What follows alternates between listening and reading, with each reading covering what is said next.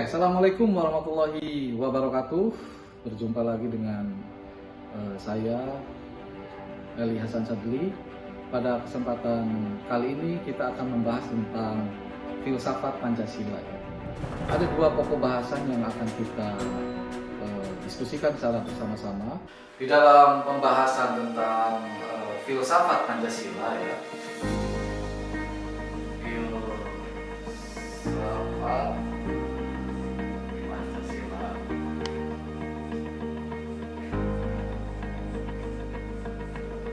kita akan membahas dua pokok bahasan ya.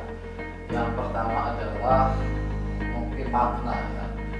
Makna filsafat, dan yang kedua adalah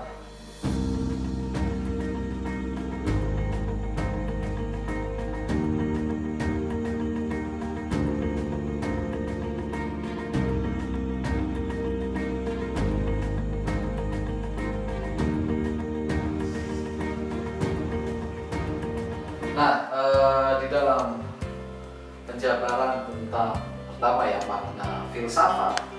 Jadi sebetulnya kita itu sudah tidak asing lagi dengan apa itu filsafat. Jadi memang filsafat itu sendiri merupakan bukan sesuatu yang baru ya di dalam pemahaman atau pengetahuan kita sebagai akademisi itu ya. Bahkan mungkin termasuk di dalam persepsi masyarakat. Nah, berbicara tentang makna filsafat, jadi memang filsafat itu sendiri adalah satu kata yang berasal dari Yunani, dari bahasa Yunani. Jadi kalau dalam secara etimologis bahasa Yunani tentang filsafat itu adalah filosofia ya.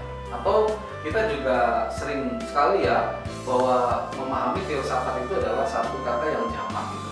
Persis seperti Pancasila saya kira ya, ada Panca, ada Sila. Filsafat juga sama sebetulnya ya, kalau kita pahami ada philein atau philos dan ada sophos atau sophia. Nah, philein itu sendiri adalah maknanya tentang mencintai, dan philos dan sophos atau sophia itu maknanya tentang kebijaksanaan. Jadi arti filosofia atau filsafat itu bisa kita maknai tentang cinta akan kebijaksanaan. Itu dalam bahasa Inggris mungkin kita kenal dengan istilah love of wisdom ya. Nah kemudian kalau kita lihat asal usulnya juga, lebih tepatnya ini kita akan mengenal sosok Pythagoras dan Socrates ya, yang pertama kali menyebut dirinya sebagai filosofus.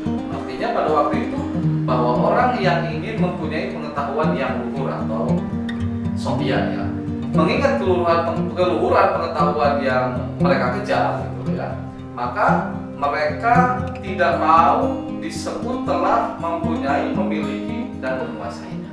Jadi tidak ada satupun filsuf ya yang mengatakan bahwa dirinya filsuf itu. Nah, kenapa? Karena memang mereka terus mencari gitu ya, mendalami bagaimana kemudian nilai-nilai kebijaksanaan itu melekat pada dirinya. Nilai-nilai keluhuran itu kemudian bisa menjadi bagian di dalam dirinya itu sendiri. Nah, kalau saya boleh mengutip pandangan dari Bertrand Russell, dia mengatakan bahwa filsafat itu adalah suatu usaha untuk menjawab pertanyaan-pertanyaan yang terakhir gitu loh. Jadi tidak secara dangkal gitu loh, atau dogmatis seperti yang dilakukan di dalam kehidupan sehari-hari, melainkan filsafat berusaha menjawab pertanyaan secara kritis, yaitu dengan menyelidiki permasalahan yang dapat ditimbulkan dari pertanyaan-pertanyaan tersebut.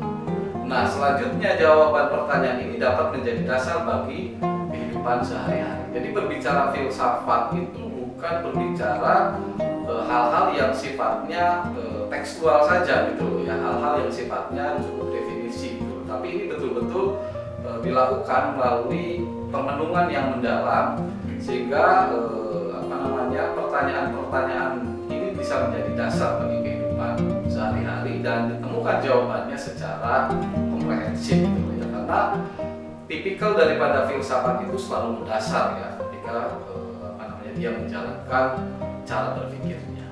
Nah, maka filsafat kalau kita pahami secara terminologis ini juga sering diartikan sebagai apa ya, seperti seni bertanya gitu ya, atau juga sering dikatakan sebagai mother of science ya, atau juga bisa diasumsikan sebagai menemukan hakikat sesuatu melalui pengkajian secara kritis, reflektif, komprehensif dan mendalam sehingga menemukan apa hakikatnya gitu ya.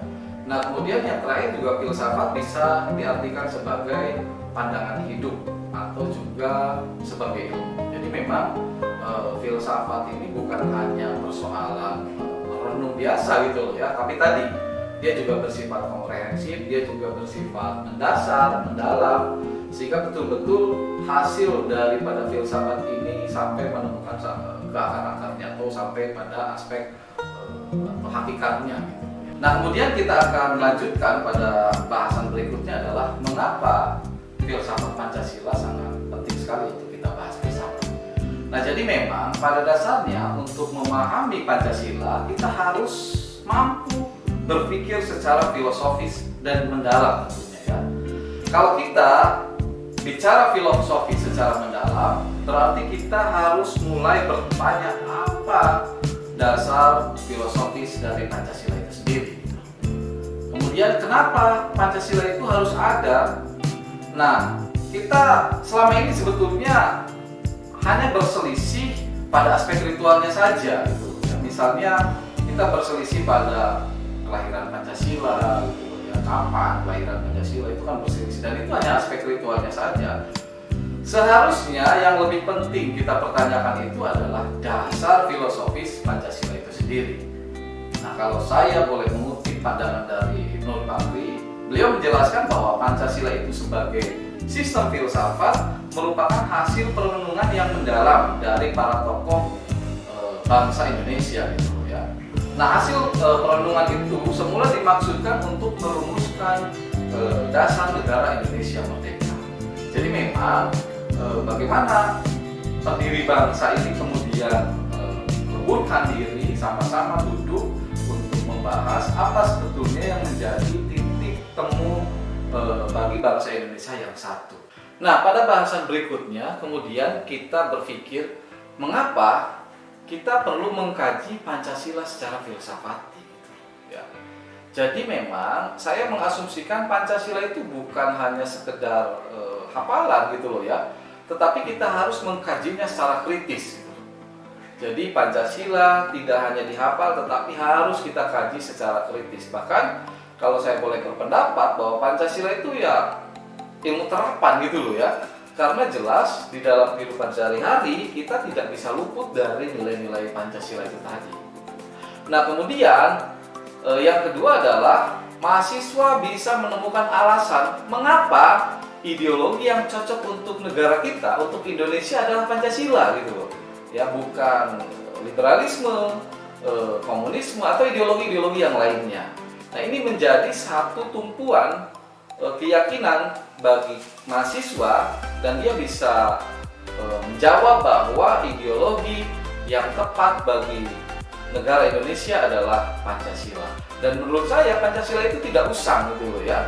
Pancasila itu selalu mengikuti perkembangan zaman ya, mulai dari nilai-nilainya dan bahkan bisa kita jadikan sebagai alat yang bisa merangkul keragaman bangsa Indonesia yang sangat majemuk gitu. Saya kira itu pada bahasan hari ini.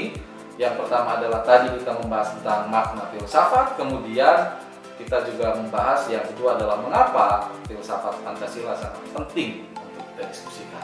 Saya akhiri, billahi taufiq wal hidayah. Assalamualaikum warahmatullahi wabarakatuh.